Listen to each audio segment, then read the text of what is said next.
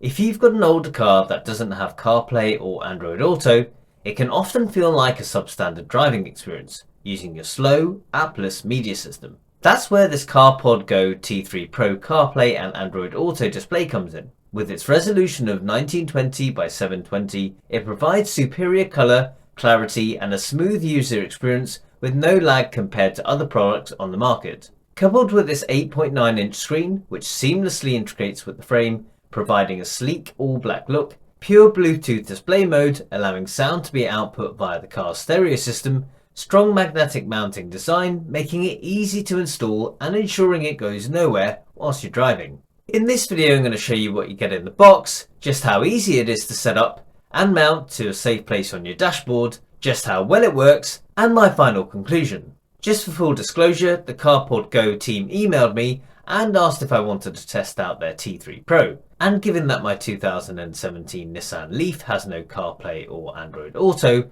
and I'd been eyeing up one of these for a while, I said why not? Whilst they've sent me this unit for free, the views in this video are my own. So here's what you get when you purchase the CarpodGo T3 Pro. You get a compact manual which covers everything you need to know, including details on mounting, connecting to wireless CarPlay or Android Auto, and system firmware upgrades. You get the display obviously, which is 227mm in length, 101mm width, and 19mm in thickness. All the ports are on the back left hand side and include USB-C, mic, AV in, auxiliary and power. On the back you get an incredibly powerful magnet. Yep, there we go. That's not going anywhere, which is so important when you're driving. The unit itself weighs 397 grams. You get a couple of different mounting options. Firstly, you get this fixed console mount. The base, as you can see, has these notches which allow you to secure it to curved or uneven dashboards, and is supplied with this 3M backing adhesive. You also get the suction cup mount, which has a sliding arm, making it really versatile. And like the magnet on the back, it all feels really well built and sturdy. It also comes with an adhesive plate should you want to use the suction cup mount on the dashboard. You get a 12-volt socket power cord with a 90-degree USB-C port, which is much better than the ones that just stick out. There's a toggle on-off switch on the stem of the 12-volt insert. I'm not sure how useful that will be, but what is useful is this USB socket, which I can piggyback my phone charging lead off. You get a rear view dashcam and some fixings for it, including this super long cable. This is something I won't be using as I already have a dashcam installed. You get a USB Bluetooth auxiliary adapter which is optimized to give you better sound quality. They'll work with anything that can output audio through its USB ports. You also get a USB to USB-C cable and some more adhesive strips which may come in useful for hiding the main power cable for the unit. So now we know what we get, let's get the unit powered up and check it's all working before we mount it in the car. Before I do that, I'm just going to remove some of this packaging. I'll leave the screen protector film in place until we've got it all mounted though. I've just plugged it in using one of my existing USB-C cables for the moment. That's impressive, it took around 5 to 6 seconds to get to the main menu after going through the boot screen, and that already looks really high end compared to most of the other ones I've seen on the market. On the bottom of the screen you can see here there are a number of icons and options. Apple CarPlay, Android Auto, Bluetooth settings, display settings, main settings, a help icon, FM transmission, and Bluetooth connection. I'll start in the main settings screen. So we've got system, which allows you to change the language, and you can see you've got quite a few different options there. You can set the date and time, so I'm just going to go ahead and change that now actually. Then we've got Bluetooth, so this is the Bluetooth ID, and I'm going to turn on auto connect display. So we've got night view, that's the time when we can turn on the nighttime mode, so that darkens the screen. We've also got the brightness. We've got wallpaper, so we've got a few different options there.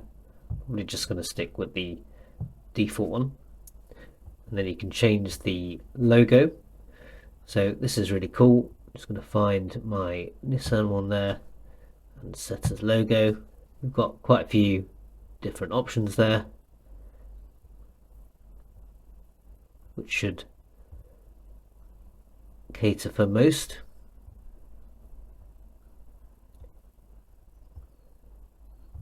CarPlay settings, okay great, we've got the 60 FPS and the 10-second timeout return for CarPlay.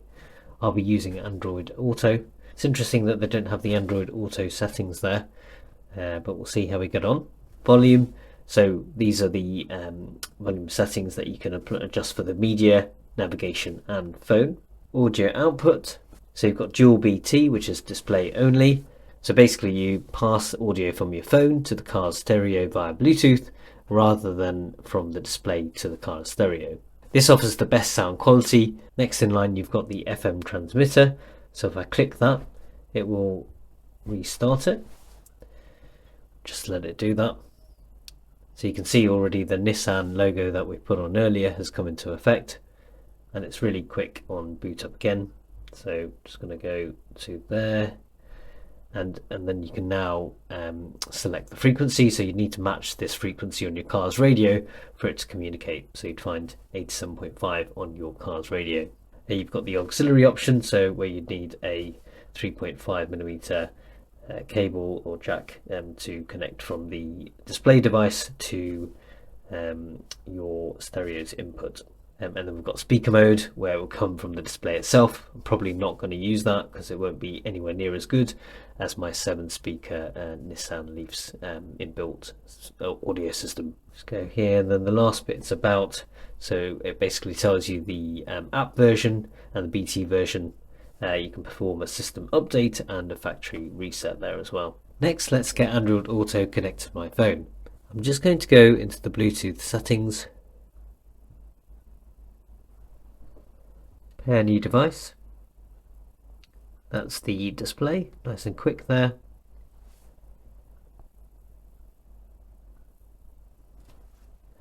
And pair.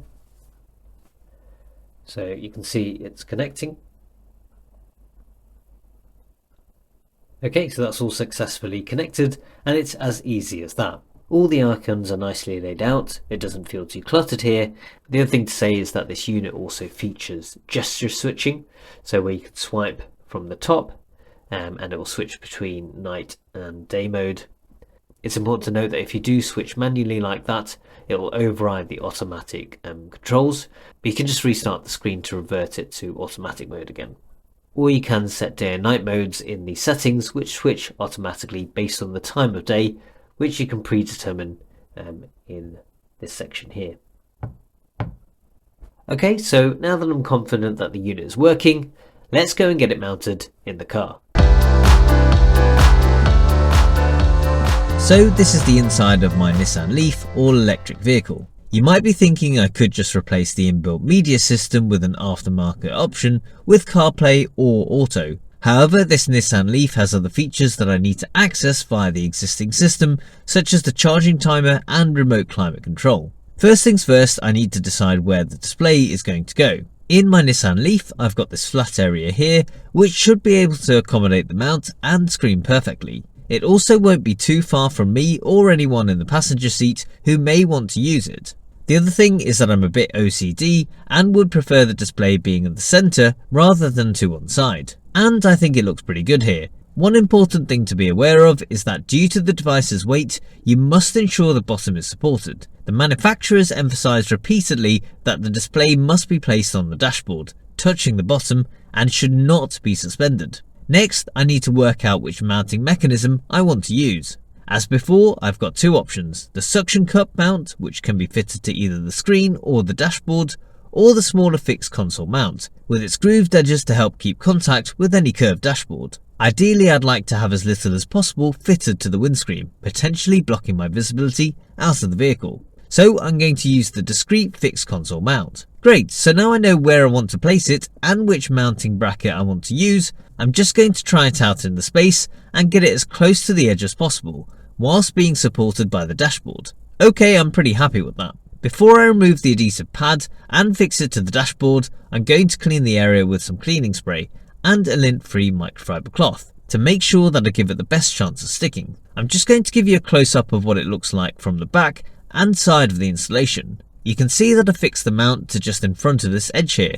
That ridged adhesive plate is completely flush with the ledge, and the display is supported by the dashboard as per the instructions. If I wanted to, I could loosen off the screw nut on the bottom ball joint and swivel it across to face me as the driver, but for now I'm going to keep it facing forward. Okay, so now we've got it all mounted and it's looking great. Let's get the power cable in and connected. Our angled cable will go around the left hand side and I'm going to run the cable down the back of this ridge here. Now let's get the display powered up. That's all done and we can see that that Nissan logo, which we changed earlier in the display settings, comes up in the boot phase. Once it's up and running, we can connect to Android Auto. So that took around 16 seconds. As we saw before, switching through items is really smooth, using all of those 60 frames per second. The display has a brightness of 700 nits, which makes it the brightest portable screen on the market, and is especially noticeable during the day. Just to give you an idea of that scale for comparison, a typical indoor computer is 100 to 200 nits, smartphones are 300 to 400 nits, and most modern TVs are 300 to 500 nits. Is anyone else's head feeling a bit itchy? The display also benefits from automatic brightness adjustment. In day mode, the screen's backlight sensor automatically adjusts the brightness. In night mode, custom brightness settings can switch automatically. Next, let's check out the audio. My car already has a Bluetooth stereo, which is connected to my phone, so this is the best option. I'm going to get fantastic audio from my phone to the car, but with the new addition of the visuals on the display.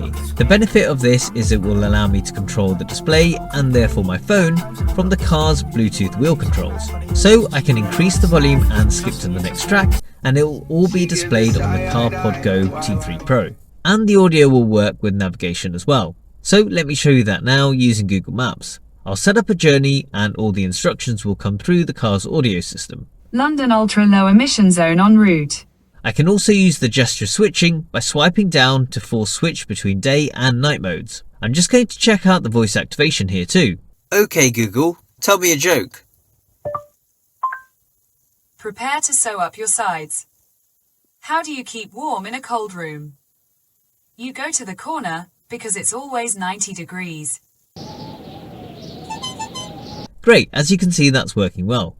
The microphone that's used is the one off your phone rather than the display unit itself, which is useful to know if you keep your phone in your pocket. I tend to keep mine in my phone cradle to the right of the driver's seat, and so this shouldn't be a problem.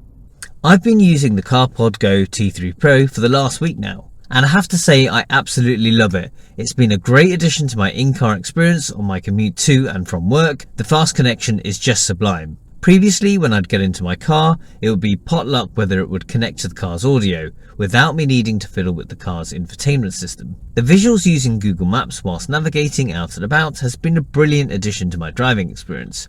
Its position high up on the dashboard has allowed me to keep my eyes near level with the road, rather than looking down at my phone's normal location near the door mirror. It's also a lot easier to read the 8.9-inch bright display than squint at my phone to see where I'm supposed to be going. And it's safe to say it's significantly better than using my in-car navigation system, which is slow, difficult on the eye, and out of date. Both my wife and I have connected our phones to the display, and it has no issues identifying which phone is present in the car and connecting to it. The only thing that I have changed since the initial install is how I've secured the fixed console mount to the flat surface. When I was removing the screen from the magnetic mount, the adhesive pad came away. It felt secure at the time of install, but I suspect the slightly bobbly texture of my plastic trim didn't help the adhesion. I've since decided to use the mounting screws that came with the dash cam I wasn't using to secure the fixed console mount to the dashboard, which has worked much better. The CarpodGo T3 Pro is a well thought out and produced unit. The things that it really has going for it compared to other displays I've seen or use is its sleek looking laminated display, which is easy on the eye, fast boot up time, meaning you're not waiting around when you turn on your car and want to get on your journey. Simple user interface with its 60 frames per second smoothness. Solid magnetic rear attachment, meaning it stays safe and secure during use and driving. I've had no vibration noise coming from the unit resting on the dashboard or it dropping off entirely whilst I've been driving. You'll be glad to know. There are a few things that could be improved though. It's not the cheapest option on the market at $249. But having said that, you get what you pay for, and this is certainly not a budget option. However, there is a link in the video description box below, which if you go through or use the code EVERYTHINGHOME, you'll get $50 off your order, which makes it more competitive at under $200, around £150, with free delivery. When you're not using the display or need to remove it temporarily, it would be nice for them to provide some kind of carry case. At this price point, I would have expected this to be included. The company say you can use the box, which is pretty nice and sturdy, however it's just not practical to try and get it in most small glove boxes. I have since bought this carry case which houses the unit really well and fits in my glove box perfectly. The last thing, which doesn't particularly affect me but may well do some of you, is having to keep the display unit supported by the dashboard. I can see why the manufacturer have suggested this, as over time the 3M backing adhesive may fail with the display's weight. This may well be problematic if you don't have a suitable surface to rest the display onto. One option around this is to use a vent mount like this one, which is suitable for holding up to weights up to 2.3 kilograms. And given that I think those two items will be useful, I'll drop the links to the protective case and the vent mount in the video description box below.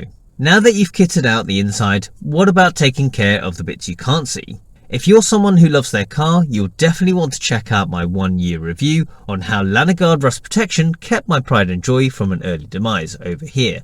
The before and after images are really quite shocking. Thanks for watching, and I'll see you in the next one.